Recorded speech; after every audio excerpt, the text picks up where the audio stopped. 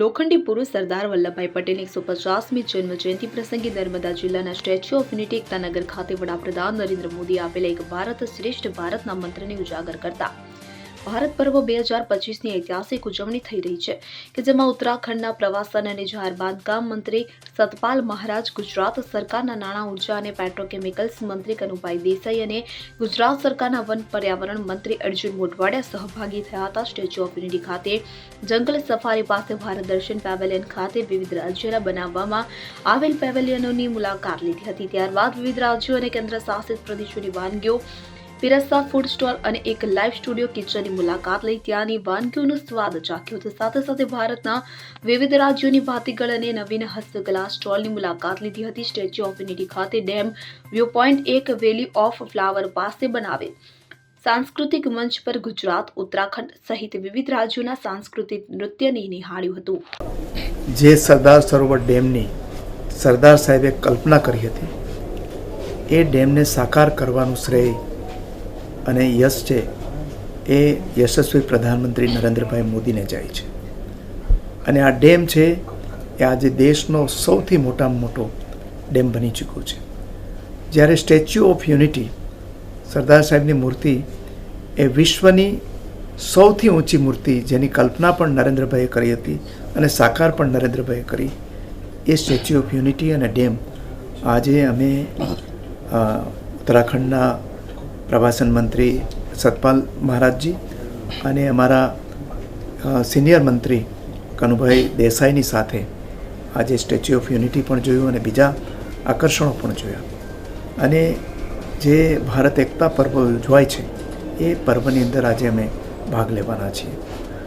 જે વિસ્તાર એક સમયે વેરાન હતો એ એક વ્યક્તિનું, એક નેતાનું, એક મુખ્યમંત્રીનું અને એક વડાપ્રધાનનું જે વિઝન છે એ કેટલી બધું બદલાવ લઈ આવી શકે છે.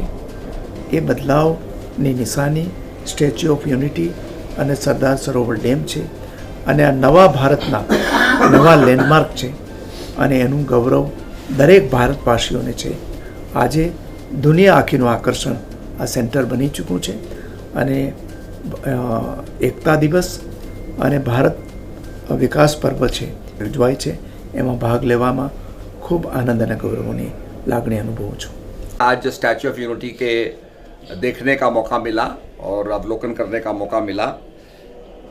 राष्ट्रीय एकता दिवस तथा लौह पुरुष सरदार वल्लभ भाई पटेल जी की 150वीं जयंती और भगवान बिरसा मुंडा जी के भी जयंती के अवसर पर आज मुझे यहाँ आपके बीच में आने का सौभाग्य मिला. बहुत बहुत धन्यवाद. सरदार पटेल जी ने पूरे देश को एक किया. 560 स्टेट्स जो थी, छोटी बड़ी स्टेटों को विलय करके और पूरे देश को खड़ा किया. आज उनके चरणों में हमें श्रद्धा सुमन अर्पित करने का सौभाग्य मिला है. उसके साथ साथ ये 5 नवंबर है और 5 नवंबर आज सुपर मून है. तो सुपर मून में पूरे चंद्रमा की विशालता, पूरे चंद्रमाओं की कला आपको देखने को मिलेगी जो यहाँ पर सरदार पटेल जी के व्यक्तित्व के साथ मेल खाती है. तो गुजरात का और हमारे उत्तराखंड का बहुत पुराना संबंध है. आप भी 4 धाम यात्रा करने आते हैं, आपका हम अभिनंदन और स्वागत करते हैं. 4 धाम यात्रा, हेमकुंड साहब की यात्रा करने के लिए और गंगा में स्नान करने के लिए आप लोग वहाँ आते हैं. मैं प्रधानमंत्री जी को बहुत बहुत धन्यवाद दूंगा जिन्होंने ये उपहार देश को दिया और हमें दिखाया कि सरदार पटेल का कितना बड़ा व्यक्तित्व था.